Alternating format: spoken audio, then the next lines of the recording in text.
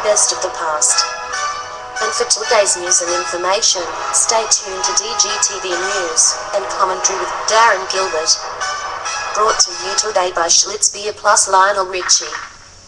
Take 4, the Commodores for Schlitz. Beer makes them good.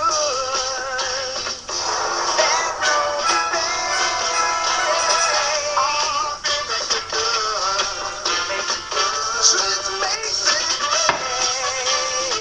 11 million times a day, America reaches for a Schlitz.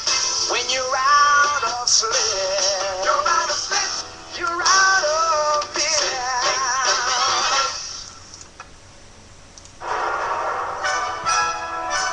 Now here is the host of DGTV, Darren Gilbert, reporting tonight from Wasaga Beach, Ontario.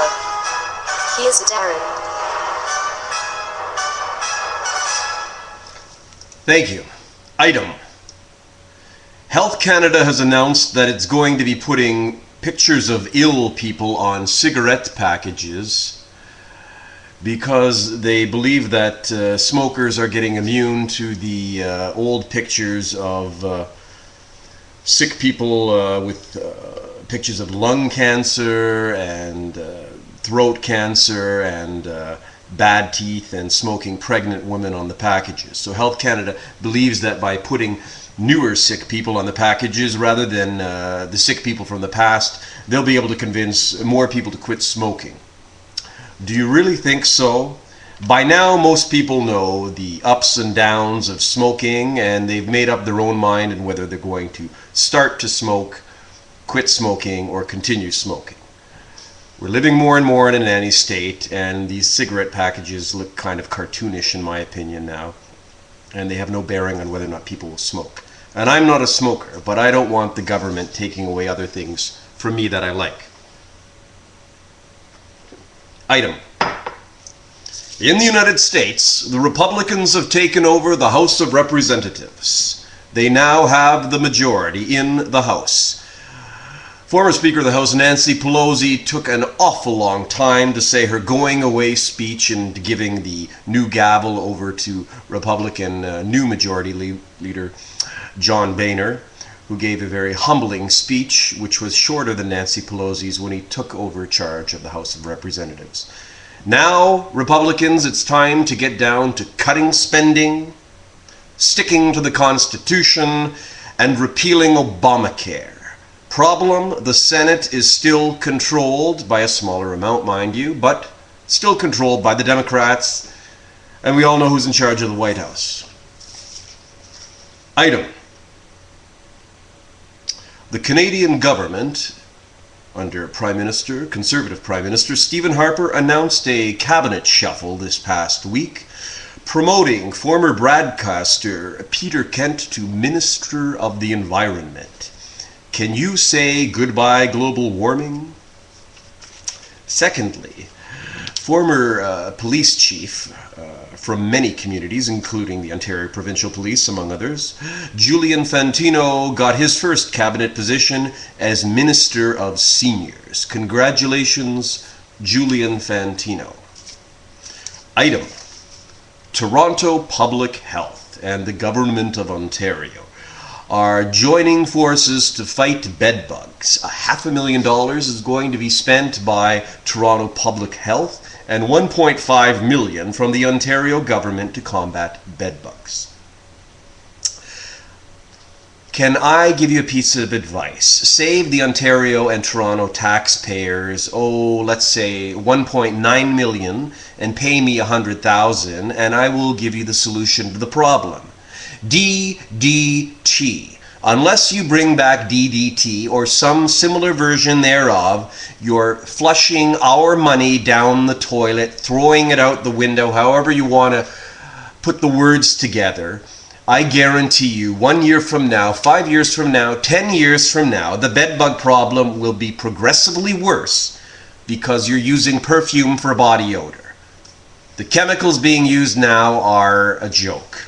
Bring back DDT or don't even bother showing up. I should know. I'm a property manager. I deal with bedbugs and tenants all the time, and we're losing the war on bedbugs. And it isn't for a lack of trying. It's for a lack of the ability to use proper chemicals to deal with the problem. Item. There was a shooting in Arizona today, and there are attempts by the left-wing mainstream old media to tie it to the Tea Party movement. That the nut job who shot some people, including a Democrat congresswoman, was a Tea Partier and a right-wing radical. Well, after a little bit of research was done, it turned out that this nut job, his favorite books include the Communist Manifesto and Mein Kampf. So, it sounds to me like he's a combination communist, Nazi nut bar. Those who suggested he was a Tea Partier now look kind of stupid. Item.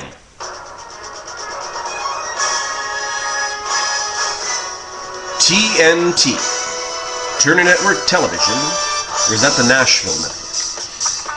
Sorry.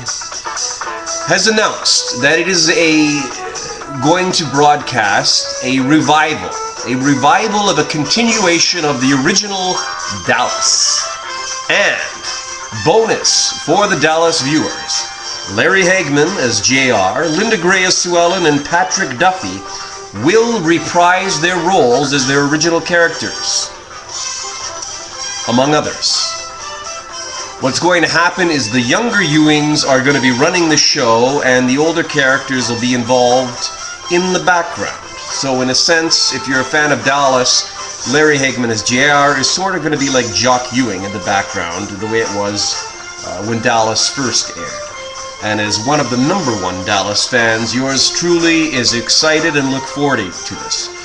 Hagman held out for more money, just as he did before the Who Shot JR cliffhanger got resolved, in which he went on strike and refused to come back until he got a giant raise, and they gave it to him. And he wasn't going to go on this program either until he got the dollar that he wanted, and they came to agreement yesterday. So I'm looking forward to this, and I hope you are too.